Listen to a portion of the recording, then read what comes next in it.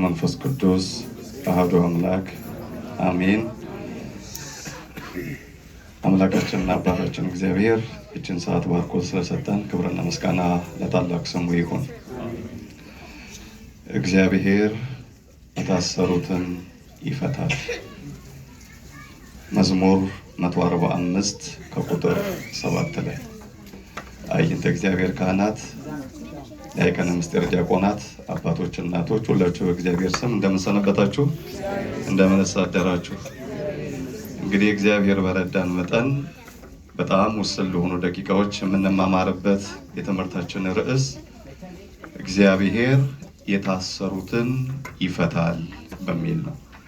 እንግዲህ ዛሬ የመፈታት ቀን ነው። እግዚአብሔር ሁላችን ከእስራታችን ይፍታ። ልበ አምላክ ቅዱስ ዳዊት እግዚአብሔር በአዲስ ኪዳን ዘመን በልጁ በኢየሱስ ክርስቶስ ስለሚያደርገው የማዳን ሥራ በመንፈስ ቅዱስ ምሪት ተገልጦለት እግዚአብሔር ይፈትሆሙ ለሙቆአን፣ እግዚአብሔር ያነስኦሙ ለእለ ወድቁ፣ እግዚአብሔር ያጠብቦሙ ለእውራን፣ እግዚአብሔር ያፈቅሮሙ ለጻድቃን። የታሰሩትን እግዚአብሔር ይፈታል። በመርገም የተያዙትን በኃጢአትና በበደል አረንቋ ውስጥ ታስረው ያሉትን ይፈታቸዋል። የወደቁትን እግዚአብሔር ያነሳል ብሎ አስቀድሞ ክርስቶስ ከመምጣቱ ከ800 ዓመታት በፊት የተናገረው የትንቢት ቃል ነው። ክርስቶስ ዛሬ ጥንተ ስቅለቱን እናስባለን። ዓለምን ያዳነበት መድኃኔ ዓለም የሰዎችን እስራት የፈታበት፣ ደግሞም ስለ አህዮቹ መፈታት ስናስብ ስለ አዳምና ስለ ሔዋን ስለ ሕዝብና አህዛብ መፈታት የምናስብበት ቀን። እንግዲህ አራቱንም የወንጌል ክፍል ዛሬ ካህናቱ እየዞሩ አንብበዋል። እያንዳንዱ ወንጌላዊ የጻፈልን ፈታችሁ አምጡልኝ የምትለዋን ቃል ሁሉም ከትበዋታል። ኢየሱስ ክርስቶስ ከኢያሪኮ ወደ ኢየሩሳሌም ነበር ጉዞ ያደረገው። ለመዝናናት አይደለም ጌታ የሄደው፣ ለጉብኝት አይደለም የሄደው፣ ቤተ መቅደሱን ሊያጸዳ። ቤቴ የጸሎት ቤት ትባላለች፣ እናንተ ግን የቀማኞች ዋሻ የሌቦች መሸሻ አደረጋችኋት ብሎ ለእግዚአብሔር ቤት ክብር ሊሰጥ ክርስቶስ ከኢያሪኮ ወደ ኢየሩሳሌም ሄደ ይላል። እግዚአብሔር ቤቱን ሁሌም ያከብራል። በከበረው ቤቱ ስላመጣን ክብር ለስሙ ይሁን። አቤቱ ወደ ቤትህ የጠራኸው ወደ አደባባዮችም ለመቀመጥ የመረጥከው ብፁዕ ነው፣ ከቤተ በረከትን እንጠግባለን ይላል። እድለኞች ነን ወገኖቼ።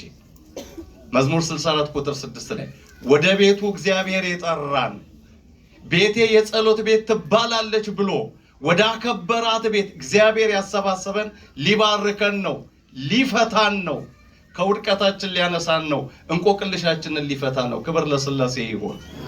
ስለዚህ ኢየሱስ ክርስቶስ ወደ ቤተ ፋጌ ወይም የበለስ ዛፍ ወደሚበዛበት ቦታ ሲደርስ ከሐዋርያት ሁለቱን ላከ።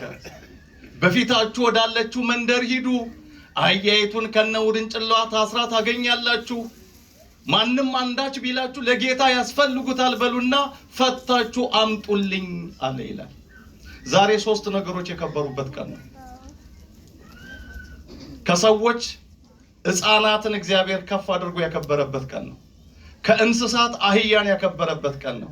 ከግዑዛን ፍጥረታት ለድንጋይ ክብር የሰጠበት ቀን ነው።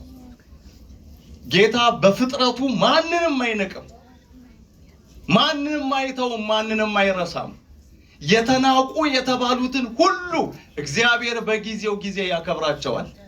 ተስፋ እንዳትቆርጡ። ሰዎች ቢንቋችሁ፣ ዓለም በግራ ብታቆሟችሁ፣ እድሌ ጠመመ፣ ኑሮዬ ተበላሸ፣ ሕይወቴ ምስቅልቅል አለ ብላችሁ ወገኖች ተስፋ እንዳትቆርጡ። ጌታ ይመጣል ታሪክ ሊለውጥ። ክብር ለስሙ ይሁን። ማንም ታስሮ፣ ማንም ወድቆ፣ ማንም ተንቆ አይቀርም። ጻድቁ ኢዮብ እግዚአብሔር የተዋረዱትን ወደ ላይ ያወጣል፣ ሐዘንተኞችንም ለደህንነት ከፍ ከፍ ያደርጋቸዋል አለ ኢዮብ 5:11 ላይ። የተዋረዱትን እግዚአብሔር ያነሳል። የተናቁ አህዮች ነበሩ። እነዛን አህዮች ፈታችሁ አምጡልኝ። ታስረው ነበር፣ ተርበው ነበር፣ ውሃ ተጠምተው ነበር፣ ጎስቁለው ነበር። ማንም የኔ የሚላቸው ያጡ አህዮች ነበሩ። ሂዱና ፈታችሁ አምጡልኝ። ዛሬ የመፈታት ቀን ነው ወገኖቼ። ጌታ ማንም ታስሮ እንዲቀር ተንቆ እንዲቀር ዲያብሎስ ያሰረንን ዓለም የጨፈገገችንን ማንንም እግዚአብሔር ሊተው አይፈልግም። እነዛ አህዮች የአዳምና የሔዋን ምሳሌ ናቸው። ለ5500 ዘመን አዳምና ሔዋን ታስረው ነበር በባርነት በእርግማን። የእግዚአብሔር ልጅ ክርስቶስ ወደዚህ ዓለም እስኪመጣ ድረስ የሚፈታቸው አላገኙም ነበር። ጽድቃቸው እንደ መርገም ጨርቅ ተቆጥሮባቸው ነቢያቱ መስዋዕታቸው፣ ዕጣናቸው፣ ሱባያቸው፣ ጸሎታቸው ሁሉ ወደ እግዚአብሔር መንግሥት ሊያስገባቸው አልቻለም ነበር። ከእስራታቸው የሚፈታቸው አጥተው ነበር። ስለዚህም ወደ እግዚአብሔር ክንድህን ላክልን እያሉ ጮሁ። ክንድህን መሥዋዕትን ላክልን እሱ ይፍታን ይሉ ነበር። ስለዚህም የእግዚአብሔር ልጅ ተገለጠ። በባርነት ይታሰሩ የነበሩትን ነፃ ሊያወጣ በስጋና በደም ተከፈለ ይላል። ክብር ለስሙ ይሁን።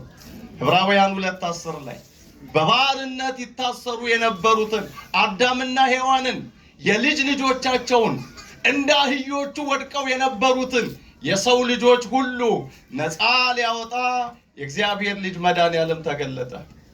እነዛ አህዮቹ የሕዝብና የአሕዛብ ምሳሌ ናቸው።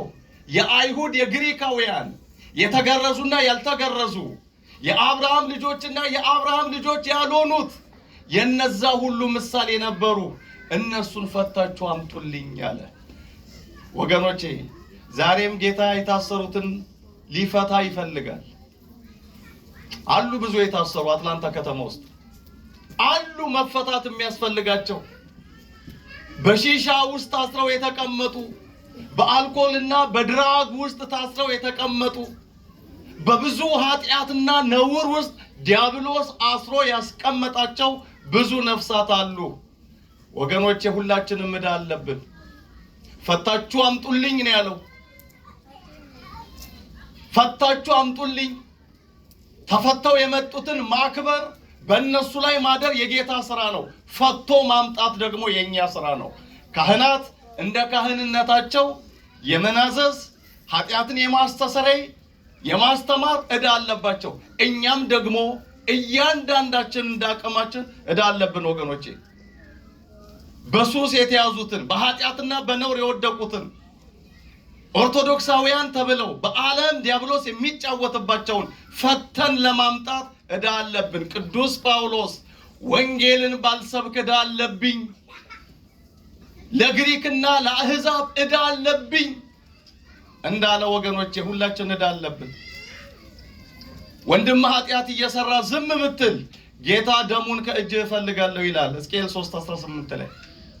እህትሽ እየነወረች ዝም ብትይ ጌታ ደሟን ከእጅሽ ይጠይቃል። የታሰሩትን ፈተን እናምጣ ወገኖቼ። እንምከር፣ እንገስጽ።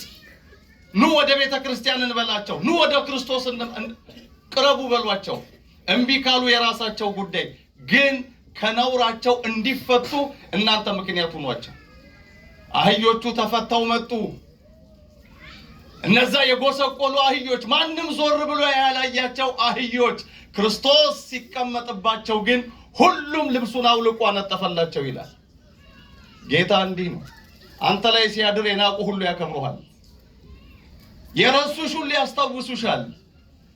ለዓይናቸው የተጸየፉን ሰዎች ክርስቶስ በእኛ ላይ ሲነግስ ወዳጅ ያደርጉናል። እግዚአብሔር የወደቁትን ማንሳት፣ የተናቁትን ማክበር፣ የተገፉትን ከፍ ማድረግ ክርስቶስ ልማዱ ነው ወገኖቼ። ማንም ተስፋ እንዳይቆርጥ፣ ማንም ወገኖቼ እግዚአብሔርን እንያዝ፣ እግዚአብሔርን እንደገፍ። በአንተ ለምትደገፍ ነፍስ አንተ በሰላም ትጠብቃታለህ። እግዚአብሔር የዘላለም አምባ ነውና ለዘላለም በእግዚአብሔር ታመኑ ይላል ኢሳይያስ 26:9 ላይ። በአንተ ለምትደገፍ ነፍስ ፈጽመ በሰላም ትጠብቃታለህ። ወገኖቼ ክርስቶስ ከኛ ጋር ከሆነ፣ ክርስቶስ በእኛ ውስጥ ካደረ፣ የእግዚአብሔር መንፈስ በእኛ ላይ ካደረ ክብራችን ከፍ ይላል። ጸጋ መንፈስ ቅዱስ በኃይልና በሙላት ይሰጠናል። የሚገርማችሁ ያቺ አህያ ጌታ ለትንሽ ደቂቃ ነው የተቀመጠባት። ከቤተ ፋጌ እስከ ቤተ መቅደስ ድረስ ነው የሄደባት፣ ግን የበዛ ክብር ፈሰሰላት። እኔ አንዳንዶች ይገርሙኛል። 9 ወር ከ5 ቀን የተሸከመችውን 3 ዓመት ከ6 ወር ያዘለችውን እናቱ ድንግል ማርያምን ስናመሰግን እልል ስንል ጎንበስ ቀና እያልን ክብር ስንሰጣት ለምን የሚል ጥያቄ የሚያነሱ ሰዎች አሉ። ለአህያ ክብር ከተሰጠ ለትንሽ ደቂቃ ክርስቶስ ለተቀመጠባት አህያ ይሄ ሁሉ እልልታ ይሄ ሁሉ ጭብጨባ ከጎረፈ በማህፀን ለተሸከመች ጡቶቿን ላጠባች በክንዷ ለታቀፈች ለሷማ እንኳን እልልታ እንኳን ጭብጨባ ሌላም ሲያንስ ነው። ስለዚህ ክርስቶስ በአህያይቱ ላይ ተቀምጦ ወደ ኢየሩሳሌም ሄደ። ቤተ መቅደሱን አጸዳ። ቤቴ የጸሎት ቤት ትባላለች ብሎ የእግዚአብሔርን ቤት አከበረ። አሁን ያለነው በከበረው ቤት ውስጥ ነው ወገኖቼ። በክርስቶስ ደም በከበረችው አማናዊ የክርስቶስ ስጋና ደም በሚፈተትባት የእግዚአብሔር ክብር ቃሉ በሚገለጥባት በሚሸቀጥባት አይደለም፣ ንግድ በሚካሄድባት አይደለም፣ ክርስቶስ በነገሰባት ቤተ መቅደስ ውስጥ ያለነው። ክብር ለስሙ ይሁን። በእግዚአብሔር ቤት እንከብራለን፣ በእግዚአብሔር ቤት እንበዛለን፣ በእግዚአብሔር ቤት እንቆቅልሻችን ይፈታል። ስለዚህ ወገኖቼ የታሰረችሁትን ፈታችሁ አምጡልኝ ነው ያለው። ዛሬ ካህናቱ ፈተውናል። እግዚአብሔር ይፍታችሁ ብለውናል። አሁን ከኃጢአትና ከበደላችን ክርስቶስ በቃሉ በካህናቱ ላይ አድሮ ፈቶናል። ከእንግዲህ ግን በኃጢአት እንዳንወድቅ እንጠንቀቅ። መጽሐፍ ቅዱስ በምድር ያሰራችሁት በሰማይ የታሰረ ነው፣ በምድር የፈታችሁት በሰማይ የተፈታ ነው ብሎ ስልጣንን ሰጥቷል። አሁን ተፈተናል። አሁን ነፃ ሆነናል። በክርስቶስ ስም ወገኖቼ ነፃነት ታውጆልናል። እንደገና በባርነት ቀንበር አትያዙ ይላል መጽሐፍ ቅዱስ ገላትያ ምዕራፍ 5 ቁጥር 1 ላይ። በነፃነት ልንኖር ክርስቶስ ነፃ ወጣን። ከእንግዲህ በኋላ ግን በባርነት ቀንበር አትያዙ። በመስቀል ላይ ሞቶ ነፃ አውጥቶናል። በደሙ ክብርን ሰጥቶናል። እሱ ተዋርዶ እኛን ከፍ አድርጓል። መድኃኔ ዓለም ድጋሚ በኃጢአት እንዳንወድቅ፣ ድጋሚ እንዳንታሰር፣ ድጋሚ የዲያብሎስ ቀንበር እንዳይገዛን መንፈስ ቅዱስ ሁላችንን ይርዳል። ወስብሐት ለእግዚአብሔር።